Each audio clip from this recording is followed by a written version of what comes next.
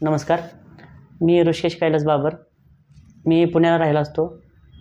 4 महिन्यापूर्वी मला झोपेत पॅरालिसिस झाला होता. तिथून मी पुढे 8 दिवस घरीच होतो. इथं तिथं चौकशी केल्यानंतर मला असं माझ्या मित्रांनी Jeevan just spine care and paralysis सेंटरचा ॲड्रेस दिला. त्यानंतर मी इथं आलो, दवाखान्यात आलो. दवाखान्यात आल्यानंतर सरांनी माझे ब्लड टेस्टिंग रिपोर्ट वगैरे सगळे काढले. त्यानंतर सरांनी माझे CT स्कॅन करायला सांगितला.